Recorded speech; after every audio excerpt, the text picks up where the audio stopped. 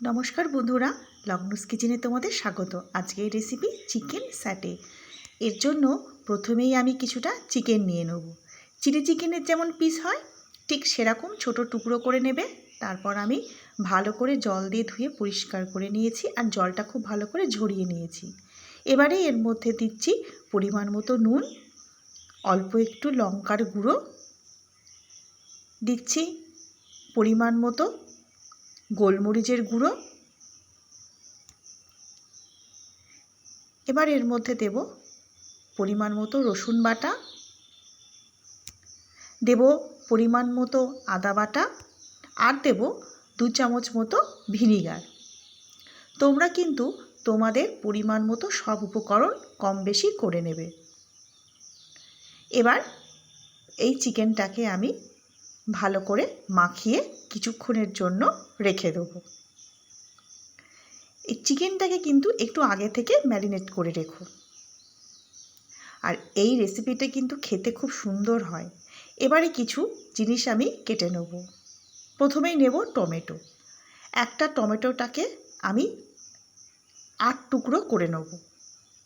ছোট ছোট চৌকো করে টুকরো করব আর টমেটোর ভেতরে সমস্ত বীজ আর সাদা অংশগুলো সব ফেলে দেবো। তোমরা দেখো এইভাবে টমেটোর ভেতরটা পরিষ্কার করে চৌকো চৌকো টুকরো করে নেবে। আমি এখানে 2টো টমেটো নিয়েছি। তোমরা কিন্তু তোমাদের প্রয়োজন মতো টমেটো, ক্যাপসিকাম আর যা যা লাগবে সেগুলো নেবে। আর ক্যাপসিকামটাও চৌকো টুকরো করে কেটে নেব। আর ক্যাপসিকামের ভেতরের যে বীজ বা সাদা যে অংশগুলো থাকে সেগুলোও কিন্তু একটু কেটে পরিষ্কার করে নেবে। দেখো আমার কিন্তু ক্যাপসিকামগুলো ছোট টুকরো করা হয়ে গেছে আর পরিষ্কারও করে নিচ্ছি। এবারে আমি দেব পেঁয়াজ। একটা পেঁয়াজকে আমি 4 টুকরো করব। আমার এই পেঁয়াজটা ছোট, কিন্তু যদি বড় পেঁয়াজ হয় সেক্ষেত্রে কিন্তু 8 টুকরো হবে। তারপর খোসা ছাড়িয়ে আমি কিন্তু পেঁয়াজের পরতগুলো খুলে নেব। তোমরাও কিন্তু এইভাবে পেঁয়াজের পরতগুলো খুলে নেবে। বাচ্চা থেকে বড় সবাই কিন্তু এই চিকেন স্যাটে খেতে খুবই ভালোবাসবে। বাড়িতে বানাবে, সবসময় দোকান থেকে কিনতে যেও না। বাড়িতে বানিয়ে খেয়ে দেখো, খুব সামান্য উপকরণে এত সুন্দর একটা রান্না হয়, সে কি আর বলবো। দেখো আমার পেঁয়াজটাও রেডি হয়ে যাচ্ছে।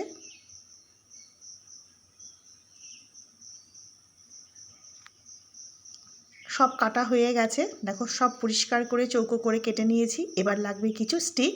আর এই স্টিকগুলো কিন্তু তোমরা আগে থেকে জলে ভিজিয়ে রাখবে, তারপর ব্যবহার করবে। এবারে ফুলের মালা গাঁথার মতো এই সব সবজি, চিকেন একটার পর একটা সাজিয়ে এই স্টিকটাকে ভর্তি করে দেবো। প্রথমে আমি পেঁয়াজ দিলাম, ক্যাপসিকাম দিলাম, তারপর টমেটো দিয়েছি, তারপর চিকেনের টুকরো দিয়েছি। দেখো আবার পেঁয়াজ দিলাম, আবার টমেটো দিচ্ছি। এইভাবে একের পর এক সবজি, চিকেনের টুকরো দিয়ে সুন্দর করে স্টিকটাকে ভর্তি করে দেবে। আর দেখতে কি সুন্দর লাগছে দেখো এই স্টিকটা। আমার এখানে 7টা এরকম স্টিক আছে। আমার এই 7টা চিকেন স্যাটে বানানো হয়েছে। তোমরা কিন্তু তোমাদের প্রয়োজন অনুযায়ী স্টিক নিয়ে আর সব কিছু নিয়ে গেঁথে নেবে। দেখো আমার কিন্তু এটা রেডি হয়ে গেছে। এবার এই চিকেন ম্যারিনেট করা বাটিটায় অনেকটা মশলা আছে। এর মধ্যে আমি একটা ডিম দিয়ে দেবো। এর মধ্যে বেশ কিছুটা গোলমরিচ, লঙ্কার গুঁড়ো কিন্তু আছে। এবার দেব 2 চামচ কর্নস্টার্চ, আর দেব 2 চামচ ময়দা, আর দেব একটু নুন। তোমরা যদি অন্য বাটিতে এটা করো তাহলে এর মধ্যে একটু লঙ্কার গুঁড়ো, একটু রসুন বাটা আর অবশ্যই গোলমরিচের গুঁড়োটা দেবে। তারপর একটা ব্যাটার তৈরি করবে। আমি ডবল কোট করে ভাজবো, সেই জন্য প্রথমে পাতলা ব্যাটার করব, পরে দ্বিতীয়বার একটু ঘন ব্যাটার করব। আর তোমরা যদি অত কিছু করতে না চাও, প্রথম থেকেই একটা ঘন ব্যাটার করে একবারেই ভেজে নিতে পারো। ডবল কোট না করলেও হবে। তবে অনেকে কিন্তু বেসন দেয়, আমি বলবো একদম বেসন দেবে না, কারণ চিকেন স্যাটেতে বেসন কেউ দেয় না, আর দিলে ভালোও লাগে না। আমি একটু জল দিয়ে পাতলা করে নিলাম, কারণ আমি ডবল কোট করব তো সেই জন্য। এইবারে এই স্টিকগুলো এর মধ্যে দেব, ব্যাটারটা ওর গায়ে ভালো করে লাগিয়ে নেব। তারপর এক্সট্রা ব্যাটারটা ঝেড়ে নিয়ে আমি তেলে ভেজে নেব। আর সাদা তেল ব্যবহার করবে ভাজার জন্য, খুব তাড়াতাড়ি কিন্তু ভাজা হয়ে যায়, খুব একটা বেশি সময় লাগে না। এরকম ব্যাটার লাগানো হয়ে গেছে। এবার এক্সট্রা ব্যাটারটা ঝেড়ে দিয়ে আমি গরম সাদা তেলে দিয়ে দেবো। এইভাবে আমি প্রথমে 3টে স্টিক তেলের মধ্যে দিয়ে নেব, তারপর এগুলোকে ভেজে নেব। দেখতে কিন্তু খুব সুন্দর হয়েছে, দেখো। এবার অনেক সময় কি বাচ্চারা সবজি খেতে চায় না, এরকম সবজি দেখা যায়, সেই জন্য কিন্তু এটা মোটা কোট করে ভেজে নিলে ওরা বুঝতেও পারবে না, আর সবজি সমেত চিকেনটা সব খেয়েও নেবে। ভাজা হয়ে গেছে, এবার তুলে রাখছি। বাকি স্টিকগুলোও আমি এইভাবে কিন্তু ভেজে নেব। তারপর ওই বাটিতেই একটা ঘন ব্যাটার করব, ওই একই জিনিস দিয়ে কর্নস্টার্চ, ময়দা, দেখো ঘন ব্যাটার করে নিয়েছি। এবার সেই আবার ডবল কোট করে এবার ভাজবো। এবার আর কিছু দেখা যাচ্ছে না, দেখো। এইভাবে আমি সব কটা ভেজে নেব। এখানেই কিন্তু শেষ নয়, চিকেন স্যাটে কিন্তু এই ভাজা হয়ে গেল শেষ নয়, সবাই এই অবধি শেষ রাখে, কিন্তু না, এরপরে একটা সস তৈরি করব। এই তেলটা থেকে অনেকটা তেল উঠিয়ে রেখেছি, অল্প একটু তেল নিয়েছি। এবার এর মধ্যে দেব কিছুটা রসুন কুচি। রসুন কুচিটা একটু ভেজে নেব। একটু ভাজা হয়ে গেলে এর মধ্যে দেব 2 চামচ সয়া সস।